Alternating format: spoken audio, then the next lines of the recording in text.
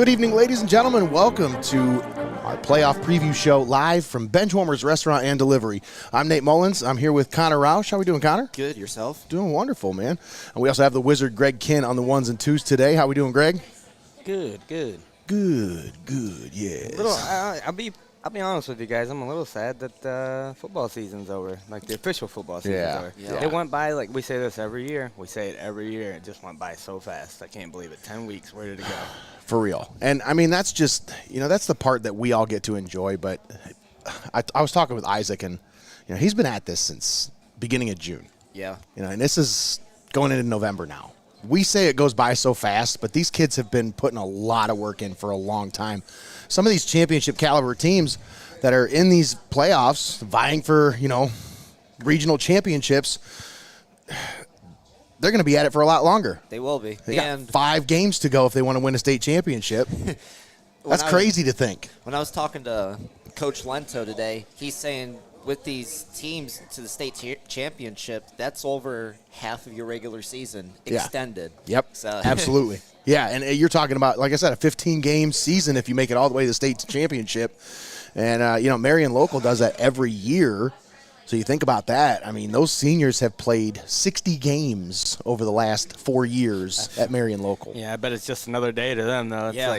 It's like that's an extra 2 full seasons for teams that didn't make the playoffs. It's like breathing for them. They don't even have to think about it, Crazy to think. They put in the work, but it's the standard there. It's what it's expected there. Oh, the OHSAA record, 58th consecutive win for the Marion Local Flyers. That's crazy. They Coldwater, I think, is who they beat the last game of the year. Yep. And then they clinched the MAC championship for like the 15th year in a row or something. I don't know. But, no, I think it's really remarkable to see that kind of dominance for that amount of time. You're talking about that's stretching over the course of 6 seasons that they haven't been beat. That's just crazy to think. It really is. Now let's talk about some of our local teams now. We playoff picture is crystallized now. It's become official. Yes, it's become official, and we know who our matchups are. So let's go over some of these matchups, Connor. What do you think? Sounds good. All right, so right now I'm looking at Division II, Region 6. We're going to spend a couple minutes on this one. Let's talk about a couple of the local teams that have qualified. Right now I'm looking at number 11, Sandusky. They are at Clay. That is this Friday. Let's talk about this one just a little bit. What do you think, Connor? So Clay, they've been a really good team this year. They're 8-2. Okay. And, I mean, some standout wins. They, let's see here. They beat Findlay, which Findlay had a little bit of a down year. Perrysburg as well. They're really good. They lost 35-7. But pretty much between Perrysburg and Whitmer, both of them are 8-2. They lost to Whitmer 45-14. They've dominated through the rest of their games. And that's, you talk about Sandusky on the other side of the coin. That's a team that kind of, maybe they snuck up on a few people, but towards the end of the year, they really started putting something together, winning 6 out of their last 7 games after starting out 0-3. Yeah. So the Blue Streaks rolling with a little bit of house money now going into the playoffs as the 11 seed. What kind of chances do you give them going at Clay? I mean, with how they've turned their season around and really have turned people's eyes, I see it being pretty competitive. Yeah. You cannot count this Sandusky team out. Yeah, that one should be a close game. Another game in Region 6, Division 2, Fremont Ross, the 15 seed, is at the number 2 seed, Medina Highland. This one's going to be a tall task for these Fremont Ross Little Giants. The Highland is 10-0. Yeah. And there's been no stopping Highland this year. I mean, they ended the season on 3 consecutive shutouts, and they haven't given up more than 7 points since week 2. That's pretty impressive. It is. Very impressive. They had a close game in week 1, but other than that, they've pretty much blown out every opponent since then. And, these Fremont Ross Little Giants, they have kind of a similar story to the Sandusky Blue Streaks. Yeah. Won 4 out of their last 5 to clinch a playoff spot. And Chad Long keeping those troops rallied over there in Fremont. That's going to be an exciting team in a couple of years. They've got some youth and a lot of talent coming up through the ranks over there. I'm excited to see what that Little Giants team looks like next year. This playoff experience really helps some of these teams like this. Yeah, I mean, we know he's too good of a coach not to have his team be in contention for playoffs. So what they did the second half of the season does not surprise us, and we're happy that they made it. So let's move on now. Division 3, Region 10. Your Tiffin Columbian Tornadoes qualified for the playoffs. The 14 seed, they will travel all the way up to Cleveland to take on Benedictine. This one's going to be a tough one, but I think, Connor, if I know anything about this Tiffin Columbian Tornado squad, and they are so well coached, and they're going to be prepared for this game. They will be. I mean, going on the road to Benedictine, you can see that they've had better control of their games, but looking at who they've played and such this season, it's going to be a fight. I think Judd's going to lead his team into giving the Bengals everything that they got. Yeah, you're right, Connor. You look at some of their opponents this year, they hung tough with a 10-0 Walsh Jesuit, but other than that, I mean, they got some wins over some, losing teams. They got a few wins over some winning teams. So this is a game that you look at on paper and you say, okay, I think Columbia might actually have a chance in this one. Yeah. Obviously, if you're a Tornadoes fan, you relish the opportunity. You want this opportunity to prove yourself. So I think these young Tornadoes are looking at this as an opportunity not only just to play another game, but also to pull the upset. Right. Because this is, anything can happen in the OHSAA playoffs. Crazier things have happened, and we've seen 14 seeds beat 3 seeds before, so this is not like it's unprecedented. So, folks, don't count out these Tornadoes. I'm telling you about this Tornado squad. They've got a couple of impressive wins this year, and they're starting to figure things out offensively. 2 out of their last 3, and they played tough with a tough Perkins squad there in that last week before Perkins ended up pulling away at the end. But like I said, Connor, I think this Tornado squad, they could give Benedictine a run for their money. I agree. So let's take a look. Keep looking at the Region 10 as Norwalk, another local team, clinching the number 15 seed at 2-8 on the regular season, Connor. And that just shows how tough their schedule was this year. Yeah, well, it also shows how, and no offense to anybody that's in this region, but it just shows how weak this region is. You look at some of the teams in this region. From 15 down, every team has a losing record. Actually, from 13 down, every team has a losing record. So there's a few teams that you routinely see at the bottom of this region, but there's a few surprises this year. And there's some teams that I think a lot of people might have thought would be contending, and they've fallen off, maybe injuries, whatever. Yeah. But this is a region that I think you look at on paper and you say, obviously the top dog is the top dog. Toledo Central is the top dog, and everybody's got that's. Yes, they are. They're the top until somebody knocks them off. But until you get to that point, I like Columbian's chances. I like this Norwalk Buckeye matchup. I know Buckeye is a tough team. But, Tiffin Columbian hung 35 on them last year over in Bellevue, and that's a matchup that, like I said, don't count out any of these SBC teams. No. That's a gauntlet of a schedule they have to play through. Norwalk had one heck of a schedule this year. It was. So obviously you look at the 15 versus 2 seed. Everybody says this is a favorable matchup for Buckeye, but don't count out those truckers yet. No. Don't count them out. Count them out. So let's move on. Region 14, Division 4.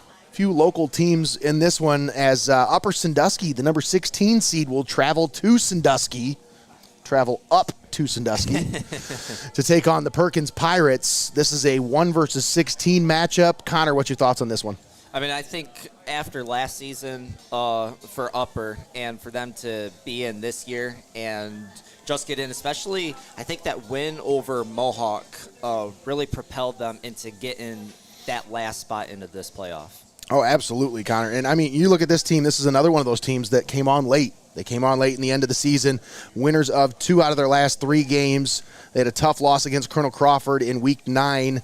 Otherwise, you'd be looking at, a 6-4 team right now, maybe a little bit higher in the rankings. But they sit there at that 16 spot with a tough task ahead of them with the Perkins Pirates this Friday. That's always a tough matchup, no matter who you are. But, man, these Rams, they're battle-tested. That N10 is a tough conference over there. Yeah, they only had a 7-point loss to Seneca East, and they just battled Mohawk for the N10 championship last week. Absolutely. And then, that Colonel Crawford game, I'm pretty sure it was 14-14 going into that fourth quarter. So they hung with them. It's kind of crazy to me to see Upper Sandusky bouncing up and down so much in these divisions, because last year they were a Division 6 team. Yeah. Now they're a Division 4 team. to me, obviously they were always right around that Division III, Division IV squad, but as of recent, their numbers have been down. It seems more of a fit to see them in that 5 to 6 range. So it does. Having them in 4, it's just a little bit of a head scratcher, but man, that's a tough task, like I said. Number 2, Shelby, taking on number 15, Elida. I don't know a whole lot about the Whippets, but I do know they're undefeated this year. The Whippets are unbelievable this year. I've heard a lot of good things. I think they're one of those teams looking at that they're dangerous. Like you're really going to have to bring your A game because they played Ontario when it was both undefeated versus undefeated, and Ontario has that stud that's committed to Ohio State, and they took care of them. I'm pretty sure it was at Ontario, so that really made their statement to end the season. So once again, Shelby, the number 2 seed, taking on the 15 seed, Elida. Number 6, Clyde, will host the number 11 seed, Otsego. Connor, any thoughts on this one? So Otsego, they're in a very tough Northern Buckeye Conference. You got Eastwood, you got Oak Harbor in there. Oak Harbor was undefeated this season. They also played Liberty Center that was undefeated. These Otsego Knights, even though they are traveling on the road to Clyde, I think that's going to be a very balanced game, and I believe it should be a high-scoring affair. Every one of their losses comes to a team with a winning record this year. Those Otsego Knights played a very tough schedule, as you said. Just 3 of their regular season games came against teams with losing record. Yeah. So 7 out of their 10 games, they played teams that are in the playoffs right now and winning more than 500% of their games. So that's a tough task. And Clyde, obviously the Flyers have had a pretty good season this year, but, this is going to be a tough matchup. I know it's going to be in Clyde. I know they've got the advantage with the home crowd. It's always a tough environment over there in Clyde. But like you said, these Otsego Knights, they're going to bring it. They always do. They're always a playoff caliber team, and I remember them from like 12, 13 years ago when my brother was playing school or was in school playing football. So, and they've always been a tough team. I remember when I was playing school. All right. Who was it that played for Ohio State that didn't come here to play school? That's Cardale Jones. All right. Well, let's move on. Let's talk about Region 22 in Division 6.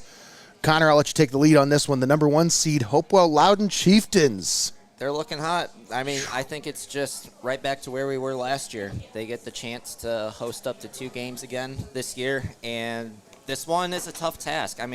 Do not count out these Margaretta Polar Bears.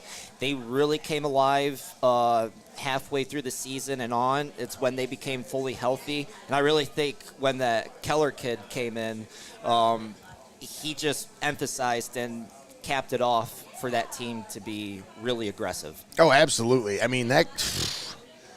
He brings a different spark to that team. And when he came back into that lineup, it just almost infused an energy into that team that, it was a different ball club. Obviously, it's a well-balanced team. They're well-coached, but that's a kid who really, they lean on him in tough situations. Yeah. And you saw it in that Calvert game when we were over there at the Duck Pond.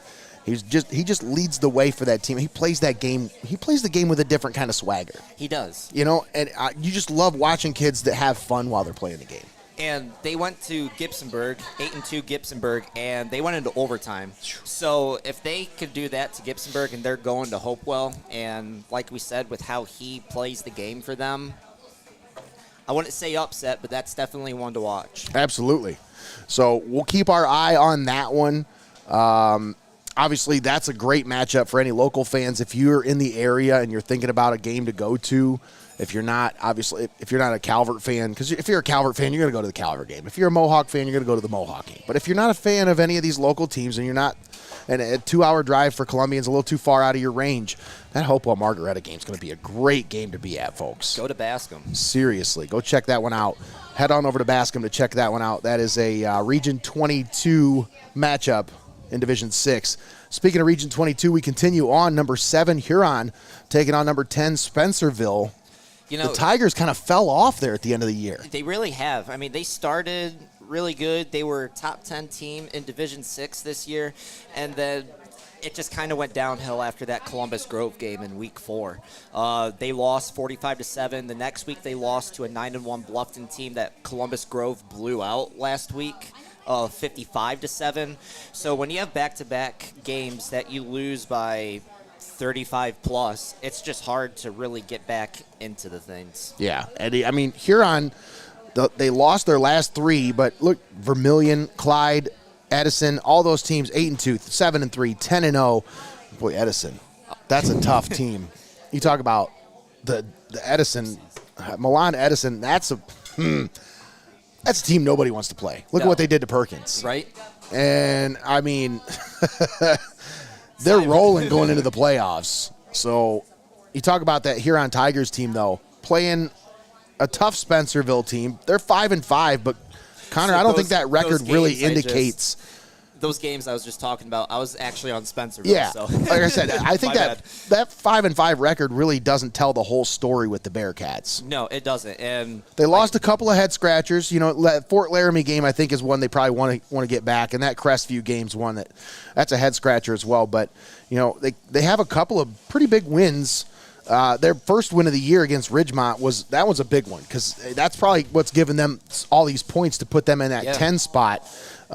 But sitting there at 5-5, if you're a Huron Tigers fan, you don't overlook those Spencerville Bearcats. No, definitely not. And I mean, that's a team that's they're gonna make some noise. And you got an advantage playing on the lake at home for sure. So make them come to you. We're staying in Region 22 as the Seneca East Tigers unable to clinch the home seed as they will travel to Western Reserve. Let's see. They take on the Rough Riders. This one will be taking place in Collins, Ohio. That's quite a drive. It is. It really is. We thought about that matchup, but it's like, folks, we're going to try to stay a little closer to home for the first week, just to make sure all our bells and whistles are working. You know. Yeah. But that Seneca East Western Reserve game, that's gonna be a great game. Tigers would travel to Collins to take on the Rough Riders for that one. Connor, what's your thoughts on this one? So they've played similar opponents this year. The Western Reserve has played Winford, and Seneca East. That's a league game, and then another one that they played was Monroeville. They've both played Monroeville this season, and then Crestview. Western Reserve lost to Crestview. Seneca East, they destroyed Crestview. Yeah. This season. That was one heck of a way to start your season for Seneca East. So comparing those few games that both these teams played with each other, you can expect a really good matchup Friday night. Oh, absolutely. That one should be a great matchup between the 9 seed and the 8 seed. Once again in Collins, Ohio. Now, there's one more game in Region 22. The 12 seed Cary traveling to take on the Tenora Rams in Defiance. You can't postseason Cary, even though they had a 5-5 year this year. Well, they went 5-5 the year they won the state title, didn't they? Or they lost week 1 at Hopewell. That's right. And then it was the year before. And won. So I want to say either the year before or the year before that, they started out their season 1-5, and we talked with Jonathan Mershman when we had our show, some other place not to be mentioned now, but we used to do a show on Monday nights, and we had a talk with Jonathan Mershman way back in the day, and he talked about the wall in the locker room at Cary, and every team that finishes 5-5 or above gets to have their picture on the wall in the locker room at Cary. It's a tradition. Yeah. And when they were 1-5, that was the one thing they kept talking about was we got to get it right. We got to get the ship right, and we want to make sure we get our picture on the wall. They ended up finishing 5-5 on that season and won the N10, and since then it's been like a streak of just dominance for them ever since. And it always makes me think of that moment where it was kind of like that turning point for the Blue Devils. Yeah. And that's a team that, like you said, playoff Cary is a different Cary team. It is. And they were really trying to find themselves this year because the class that they graduated, it hurt them, especially in the quarterback position this year. But now with them going to Tenora, Tenora lost their first 3 games of the season, and then they won out and won the last 7. But if you look at it, they were closer games nonetheless. And They played a 4-6 Wayne Trace in overtime with a 3-0 win. 21-0 over Ayersville, a 1-9 team. Played a really close game with Paulding, who's 7-3. Yeah, they had some tough games, but I mean, you talk about this Cary Blue Devils team, winners of 4 out of their last 5 games. They lost their first 3. They lost 4 out of their first 5 games. This is a team that they always schedule tough non-conference opponents so that they can get ready for these playoff stretches. Yeah. You talk about their first 3 opponents, Hopewell Loudon, Galleon, Lima Central Catholic. These are all teams that are in the playoffs. They're all top seeds in the playoffs. They're all hosting in the playoffs. So obviously this is something that it's a trend. It's something that they're used to, and this is a team that once they get into playoffs, like you said, it's a completely different team. Right, and I mean, if you look at it, these losses aren't really crazy as well. I went to that Lima Central Catholic game, and it was just an off game for them, and it was a Saturday game as well, so that's an extra day off. But that Hopewell game, that came down to the last drive. Yep. Galleon, a tough Galleon team, was just by 6 points. And then the loss to they Seneca had East was a tough one-score Seneca game. East, and that came down to the wire. And then Mohawk scored their put the final nail on the coffin in the final few minutes of that game. So Cary has been in every single game this year in those losses. Yeah. And, I mean, they've got some impressive wins, too. You look at that win over Colonel Crawford, that's got to be a big reason why they're pushed up and sitting there at that number 12 seed as a 5-5 squad. But, like you said, this Region 22, a lot of talent here. Now, if Seneca East was to pull off the win on the road against Western Reserve and Hopewell Loudon is to win against Margaretta, that would set up a Week 2 playoff matchup between the Tigers and the Chieftains. Is that correct? Yes, it would. And wow. In Bascom. Yeah, in Bascom. And they just played each other a few years ago in Week 11, and that game was only a 2-possession game. I think it was like 26-14. So, knowing these two old MAL teams. Yeah. Yeah, reignite the rivalry from the ashes of the MAL. And they scrimmage each other each year. So, technically, they've seen each other already. Absolutely. This year. So we got a couple other games to mention here. Region 23 in Division 6, you talk about Colonel Crawford. They're the number 9 seed. They're going to take on Monroe Central. Any thoughts on this one? This one's all the way in Woodsfield, Ohio. Yeah, they're playing a 9-1 Monroe Central team, and but you look at their schedule, they haven't really played anybody, Connor. I think they only played one team with a winning record. Their only loss came to a 10-0 Barnesville, which was 44-14, and that was at home for Monroe. Yeah, like I said, they only played one team with a winning record. They lost to them 34-0. Yeah, so if I am, 44-14. If I'm Colonel Crawford, I just play your game, and you're not out of it. Absolutely. This is a very favorable game for the Eagles. For sure. And then we look at Division 7. We'll start out with Region 25. The Monroeville Eagles clinching the number 4 seed after losing in Week 10 to the St. Paul Flyers. They just couldn't get an outright violence, could they? They had to share it with somebody. That's got to be so frustrating come down for those to your Eagles. rival. Absolutely. It's always, no matter what. And I mean, if you look at St. Paul, their season did not start out too well. Right. Well, it's a new coach, new system. Players had to get used to how things are going to operate there. But, man, 6 out of their last 7 games, that's a big turnaround for the Flyers. Yeah, start 2-3, and then you turn around and you go 4-1. Yeah. And what they did to this Monroeville team is Monroeville had, 1, 2, 3, 4, 5. They had 6 consecutive shutouts. And they all were by 40-plus points. And then Norwalk comes in, and they drop 29 on them.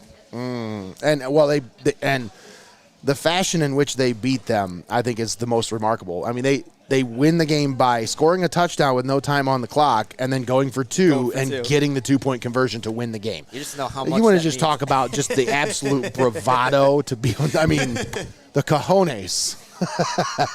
You got to do what you got to do to beat your rival, I suppose. Got to get it done, absolutely. Right. But, yeah, Monroeville taking on Independence. That'll be a 4 versus a 13 seed. We'll keep our eye on that one during the game we're broadcasting this Friday. But now we'll turn our attention to Region 26 in Division 7. The number 3 seed Gibsonburg Golden Bears will host the number 14 seed Arlington The Red Devils going to go over there to Golden Bears Field, and I imagine nobody's mowed that field since August. BVC school, and that's another one of those leagues you cannot count out any Blanchard Valley conference schools. Even though they're 5-5, they had to face a tough Pandora Gilboa team, a tough Liberty Benton team. You had Ada that's in the BVC as well. So you've got experience this year in games of tough playoff caliber games. Yeah. So they're going to give everything that Gibsonburg has. Yeah, and that's going to be a tough game. But I don't know. I just feel like these Golden Bears have something to prove this year, Connor. Reese Walby, Grant Smith, the way that team's running the ball this year, the way they're kind of dominating teams, especially down the stretch. They've really started to roll. Yes, you they know, have. They've got some momentum going. They've got their last 6 games. Now, obviously, they had a close one with Margaretta last week or 2 weeks ago, but closing out the season against Corey Rawson with an emphatic win. Now, they go into this game against Arlington having not faced a team with a winning record in 5 weeks. Since Woodmore. Woodmore, yep. Now, what are your thoughts on that, Connor? I mean, you can only play who's in front of you, obviously, but it's got to be frustrating. You want a little bit more of a tune-up before the playoffs if you're the Golden Bears, you know? You do, and I think you just look back at how did those games go against Ottawa Hills, Edison, Hopewell Loudon, and get off of what you got from those games, fine-tune, and just keep doing what you've been doing in those wins that you had. But just be aggressive in that wing T run game. Think about how tough they hung with Edison, who beat Perkins. That was 12-7. Edison beat Gibsonburg. Edison beat Perkins 15-14 this year. And that was at Edison too. I mean, that's remarkable for the Golden Bears. I mean, they had to their first game was at home against Ottawa Hills, and then 3 straight on the road. That's a tough schedule. That's one of the toughest out of league. Well, and that's what Joe Wyant said when we had him on. Yeah. When we talked with him on the Coach's Corner earlier this season, we had him on. We talked to him. I'll put our first 4 games against anybody in the state of Ohio. Because you talk about Hopewell, Edison, Seneca East, Ottawa Hills, even Calvert, week 5. I mean, that is just – it's a gauntlet. Those first 5 games – that was a gauntlet that they went through. They're battle-tested. Your first 4 teams that you play, and it's only a combined 5 losses. Yeah. But we knew coming into this season that this was going to be a different Gibsonburg team. After last year, they were young, inexperienced, and now they had that experience, and seeing what they've done this year, I mean, Gibsonburg can do some things this postseason. Oh, for sure. So couple other games going on in Region 26, and we'll have both of those here on Heart of Ohio Sports. We'll start out with the number 4 seed Mohawk taking on the 13 seed Edgerton. That game will be coming to you live right here on the Adrenaline Stream. Tommy, Greg, Austin, Eric, and I will be over there in Sycamore for that one. Going to be a great game. The last time I saw these Bulldogs, Tommy and I had to travel 2 hours to watch the Calvert Senecas upend the Bulldogs in Edgerton. I think it was like 50-43 or something. Oh, wow. It was just a crazy back and forth game, the whole game. I mean, just Austin Jones had 300 some yards on the ground and a few touchdowns. It was fun, but it's a long drive to get to Edgerton, so it's going to be a long drive for the Bulldogs to get here to play the Mohawk Warriors in Sycamore. That's going to be a tough matchup for Edgerton, but you know, these Warriors. Boy, the way they finished that season, Connor. Unreal. Wow. I mean, I went over there on Monday to talk to head coach Eric Daniel, and he emphasized on they're just focused about them and what they can do. That's what they have to do. And the way that they've done it after that Calvert game to go 6 in a row and then just have an off game against Upper, which that game's done and over with, which Upper is a very tough team as well. And then to come back and to finish those last 2 really, I mean, Cary and Seneca East, that's a tough last 2 games to end your season. And now you get to go back home, host a home game in, I think, since 2018-19 season. Somewhere around there is the last time Mohawk has hosted a playoff game. So you know these Warriors are hungry. Oh, yeah. They are absolutely hungry, especially East fans. So I know we were fighting back and forth on who's going to cover that game. But no, it's going to be an incredible atmosphere over there. And I can say from going over there Monday, these kids are ready, Nate. Oh, I know they are. And, you know, you talked with them last week before that Seneca East game. Every one of those kids is just locked in. They are. Eric Daniel has those guys so focused this year, and it's a different mentality. Obviously, the turnaround, everybody wants to talk about 2-8 to 8-2, N10 champs, you know. That's a great story. It is. But it's the culture. It's the difference in the culture in that locker room. Obviously, they knew what they had. They knew the guys that they had within that locker room. Yes, they did. It was just about bringing everybody together. Yep. And I think that's the thing that Eric Daniels said in that interview with you last week is just getting guys together, getting them to buy in, and getting them to, you know, basically lead the way. You need your leaders. You need your seniors to be the leaders. They have to lead from within, and that's what you've seen with this Warriors team. And that class is the only class on this football team that has a playoff experience, because their freshman year they went to Waynesfield, Goshen, and played. So after a few years and seeing the senior class and talking to a few of them, and I guess especially this team, they're so selfless. Yeah. It's such a team effort that and you see it in the stat sheet. You do. You know, there's not a one guy that really stands out. Obviously, Bogner stands out. You look at almost 2,000 yards passing, almost 1,000 yards rushing on the ground. I mean, he's had some phenomenal games this year, but it's not just him. No. There's guys that are all around that. Caleb Bish, Caden Bish, you know, Kane Heyman. Guys are stepping up in key spots. Andrew Woodland, Mason Schimpf. You know, you've got some younger guys even that are stepping up for that team. I'm excited to watch this team. Oh, it's going to be amazing. You know, obviously they've got a really nice path in front of them. That top dog in this region is going to be tough for anybody to get past. It will be. But we can worry about that when we get there. Yep. All right. For now, these Warriors, it's going to be a tough test against Edgerton, but it should be a fun game. You can watch that right here on Heart of Ohio Sports. Check out heartofohiosports.com. Click on the Watch Live tab about 6:45 this Friday night, as we'll bring you that one live from Sycamore Warriors Field. Now let's talk about the Extreme matchup. All right. Connor, I'll let you lead the way on this one. So we got Calvert coming in, and we were unsure on if they were going to be hosting or not this week. And when we found out Friday night when Joe Idle had it unofficially official that they were in that 7 spot, so we're like, okay, with Mike Lento coming in and clinching a playoff spot a few weeks prior, and now that they're home, and these kids, all I hear is just great things about them playing at Frost Canal. It's their favorite place to play, so having that home confidence, and now that you have your first 10 games in for the season, you're playing a 6-4 Hardin Northern team that really you're going to match up with them really well. I think so, too. They have some guys on the line. They've got some beef. I think they match up really well on the line with Calvert, but I think at the skill positions, Calvert, if they can get the ball into the hands of their playmakers in space to where they can make plays, they should have a chance against this Hardin Northern Polar Bears team. I think this is a great matchup game for Calvert. I think skill position-wise, they do have an advantage. I just think that in the line, they're going to need their guys to just play a little bit harder. Yep.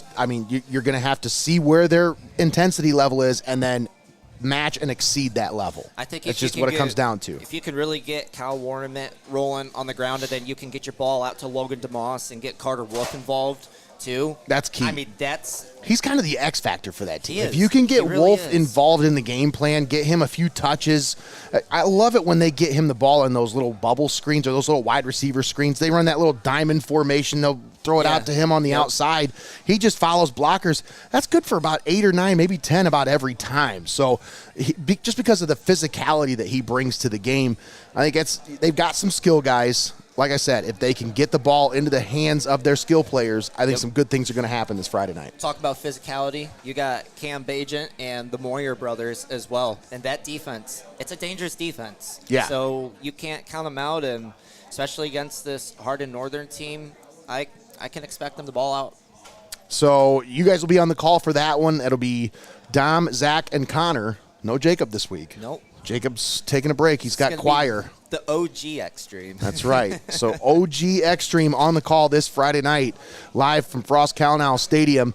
Once again, tune in on the Extreme. That one's live on heartofohiosports.com. If you click on the Watch Live tab, you can catch both games live and paywall free right here on Heart of Ohio Sports.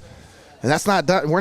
We still got more, Connor. We're not done. We're not done. We're not done. I mean, obviously we love football, but folks, we had a great time last week over in Fostoria. Oh, dude, that was so much fun. That was a blast. So And we said, why not? Let's do it again. We knew that this was just one of those sports that we were going to have to get into. Yeah. And we didn't expect it this season, to be honest. But when you have a 24-0 versus 24-0, you can't miss it. Yeah. And after how that game went, it's just like we have to follow this Calvert team. Yeah. And after them winning it for the first time And with Lori in 18 and then 20, and then having her daughter Megan play and being a sophomore, I really think this group of girls, the juniors, the sophomores, and the freshman class, for how connected they are and close with Coach Lori Rombach, this is a team to watch out the next 2-3 years. Oh, for sure. It's the best that I've seen it so far.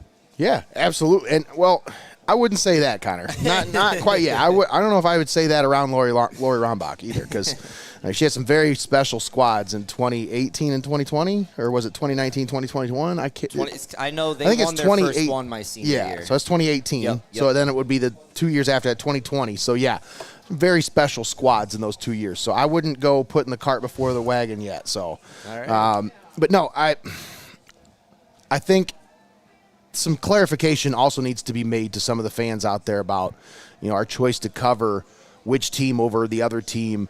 So Tiffin Calvert plays Lipsick this Thursday. That is a game at Lakota High School. It is about a 40-minute drive from here for us, and we only literally have 4 people that are going to be available to cover that game. So we do not have an extra crew that could then follow the Tiffin Columbian team to take on Carroll Bloom Carroll. And that game is from where, Connor? That is being played at the Columbian game. It's at Lakewood High School in Hebron, Ohio. So that's quite a drive for us. And when we looked at comparing the two, number one, last week we had quite a few Calvert sponsors that wanted to jump on board for Calvert Volleyball.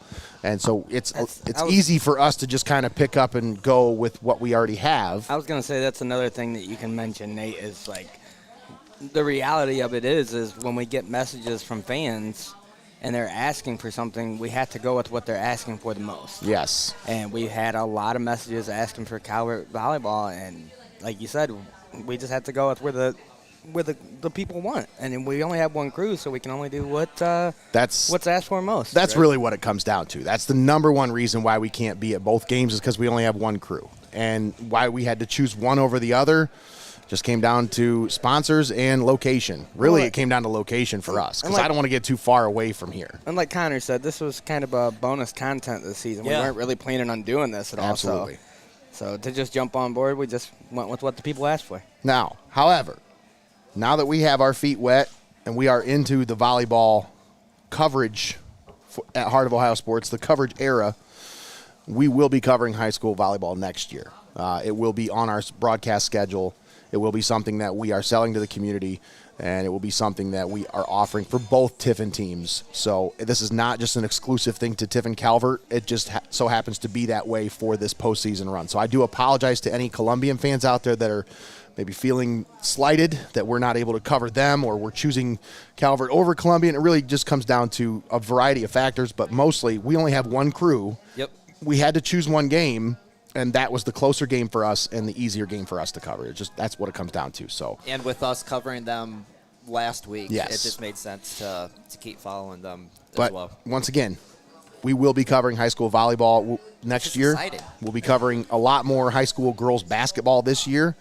After discussing it with some of our sponsors and some of our local people, I think we're going to have a little bit more of a lean towards a balanced schedule as opposed to heavier on the boys to the girls side. I think we're going to be a more balanced high school basketball schedule this year. There's just so much talent. For real. So many great teams. For real. And there is a we can't lot of miss talent in this area, and we are not going to miss it. So, once again, high school volleyball this Thursday, Tiffin Calvert versus Lipsick. We'll bring you that one live here on Heart of Ohio Sports from Lakota High School. And that one's going to be a big matchup. Calvert going in undefeated 25-0, and Lipsick coming in 24-1.